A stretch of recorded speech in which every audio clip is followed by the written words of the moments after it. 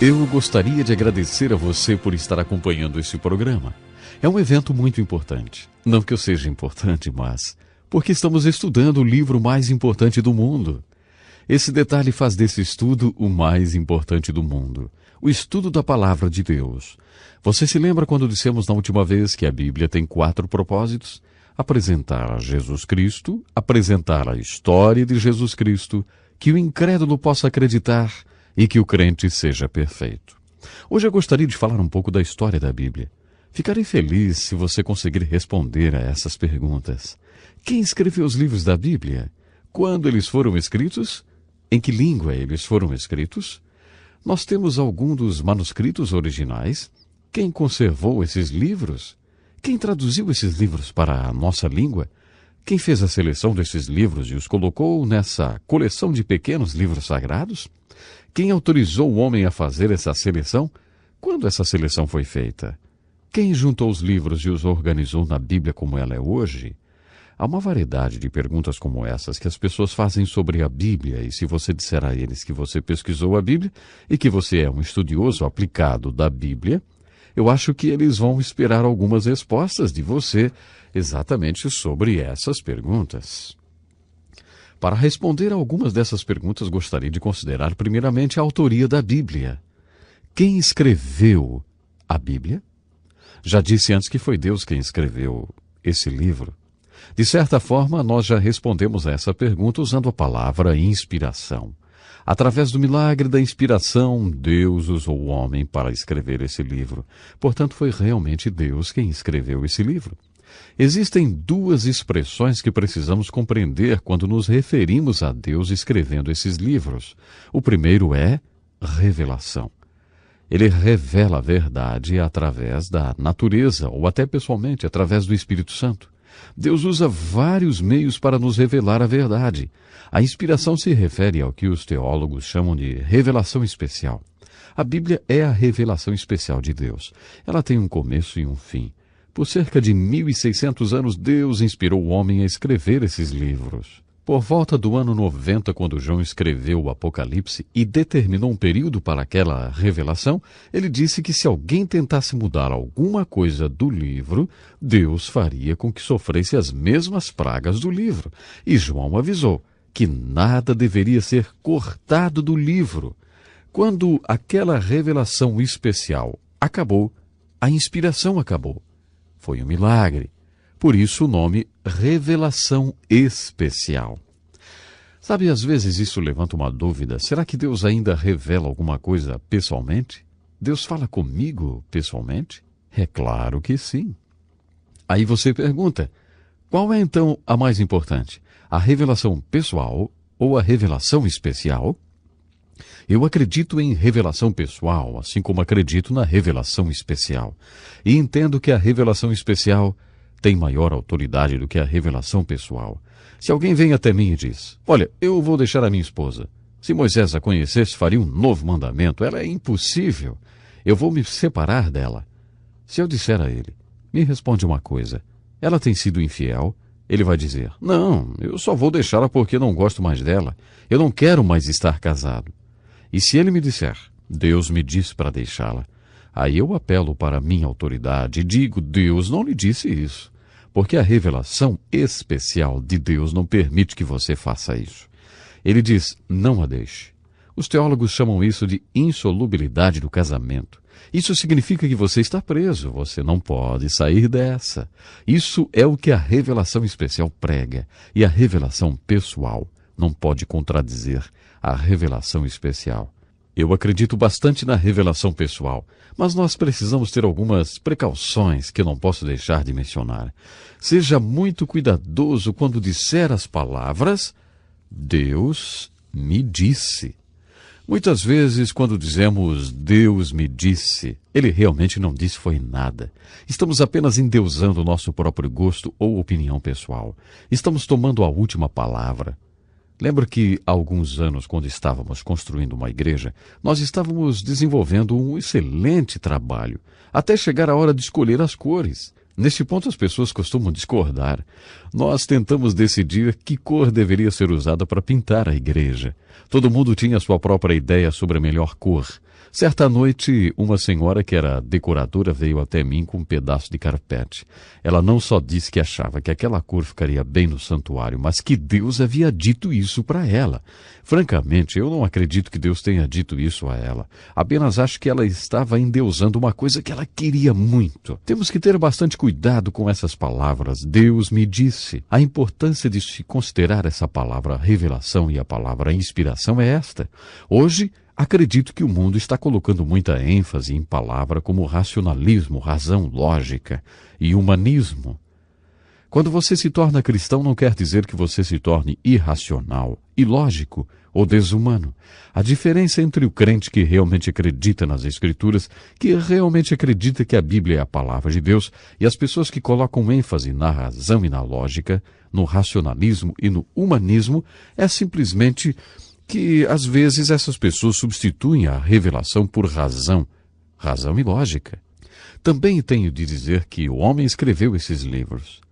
Vários homens escreveram esses livros. Esses homens eram reis, pescadores, pastores, generais, líderes políticos. Um era médico, outro era coletor de impostos. Eles eram homens de todo tipo. Se você estudar a história de como esses homens juntaram os livros da Bíblia, você terá que concordar com o poeta Dryden, que fez a seguinte pergunta: de que lugar, senão do céu, poderiam homens sem habilidades artísticas, nascidos em épocas diferentes, vindos de vários lugares, tecer tais verdades concordadas?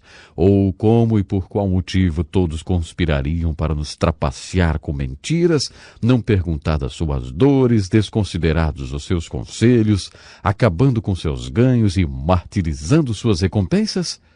Acho que essa é uma pergunta maravilhosa.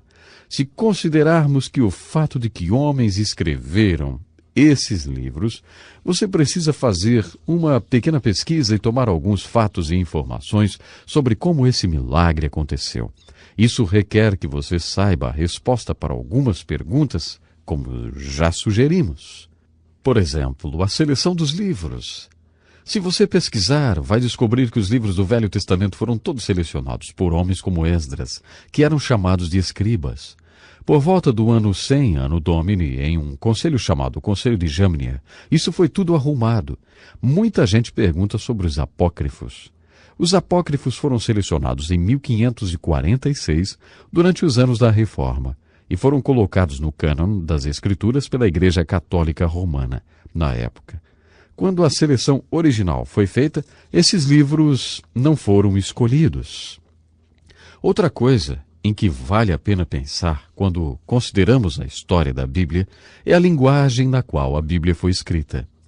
Todos sabemos que a Bíblia foi escrita em hebraico e que o Novo Testamento foi escrito em grego. Se você vai ser um ministro, deve saber um pouco de hebraico e grego, porque esses livros não foram escritos em português. Por isso você deve estudar essas línguas originais. Outra ideia sobre a história da Bíblia, no sentido da sua autoria humana, é a preservação. Agora pense em quanto tempo faz que esses livros foram escritos. Esses livros precisavam ser copiados e tinham de ser preservados. Obviamente não temos nenhum dos manuscritos originais, já que o papel não dura tanto tempo, mas temos excelentes cópias. Para termos a Bíblia em português, ela teve de ser traduzida. Essa tradução tem muita história. Eu acho que seria muito útil conhecer essa história, talvez através de uma enciclopédia, e ver como a Bíblia foi traduzida para a linguagem de hoje. Eu tenho um grande amigo que trabalhava na Casa Branca no tempo do presidente Nixon. Ele fez esse curso. Ele fez o curso todo usando fitas cassetes. Ele tinha as fitas e as apostilas. Enquanto ele estava estudando a Bíblia comigo, ele frequentava uma grande igreja onde ouvia as pregações. Esse homem fez uma observação muito importante. Como ele ouvia as Escrituras em fita cassete semana após semana e lia as Escrituras pela primeira vez na sua vida, ao ouvir o que o seu pastor falava, ele disse: as pessoas da igreja que conhecem a Bíblia não acreditam nela. E as pessoas que acreditam na Bíblia parece que não conhecem a Bíblia. Ele chegou à seguinte conclusão: eu acredito na Bíblia e vou aprender algo dela. Ele foi para o seminário e completou um ano de estudos e agora ele acredita na Bíblia e conhece a Bíblia. Eu acho que ele fez uma boa observação. Um outro ponto muito importante quando consideramos a história da Bíblia é essa questão de inspiração. Como você sabe que a Bíblia é a palavra inspirada de Deus? Jesus nos disse que só existe um jeito. Ele disse, se qualquer homem o desejar, ele saberá. Não se prova que a Bíblia é a palavra de Deus estudando línguas semíticas ou indo para um seminário. Jesus sempre colocava dessa forma. Quando ele encontrou os apóstolos, ele se virou para eles. Viu que eles o estavam seguindo e disse, o que vocês querem? Eles disseram, onde você mora, Rabi? E Jesus respondeu, venham e vejam. Está escrito que eles vieram e viram onde ele morava e habitaram com ele. Todos nós sabemos o resto. Está escrito, eles morreram por ele, devido ao que viram quando firmaram o compromisso de ir e ver. Foi dessa forma que Jesus provou que a sua palavra era a palavra de Deus. Ele disse, venham e vejam. O intelectual sempre diz, quando eu souber, então eu farei. Quando você chegar até mim intelectualmente, então eu o seguirei voluntariamente. Alcance a minha mente para que eu possa ter vontade de segui-lo. Jesus sempre diz, não, pelo contrário. Tenha vontade de me seguir agora, que eu vou lhe convencer depois. Se você fizer isso, Jesus disse, então você saberá. As pessoas vêm repetindo por anos, ver para crer. Mas Jesus e as Escrituras consistentemente nos dizem não, crer para ver. Davi disse, eu teria desmaiado se não tivesse acreditado em ver a bondade de Deus na terra dos vivos. É assim que você pode provar que a Bíblia é a palavra inspirada por Deus. Você deve se comprometer a ir e ver. E quando você vier e ver, você fará o compromisso de fazer a vontade de Deus que está revelada nas Escrituras. Fazendo a vontade de Deus como está revelada na palavra de Deus, você será seguido pelo conhecimento ou por uma completa convicção de que essa, de fato, é a palavra de Deus. Novamente, exatamente como Jesus compartilhou alguns fatos sobre as Escrituras que abriram a palavra de Deus aos apóstolos, eu espero que essas lições compartilhadas aqui tenham servido para não só abrir as Escrituras para você, mas para fazê-lo entender melhor a palavra de Deus, que vai transformar a sua vida. Esse é todo o tempo que nós temos hoje. E esse tempo é muito precioso. Eu estou realmente ansioso para o nosso próximo encontro e espero que você também esteja. Portanto, lhe espero. Até lá. Este é um estudo escrito pelo Dr. Dick Woodward, na voz do pastor Edson Bruno.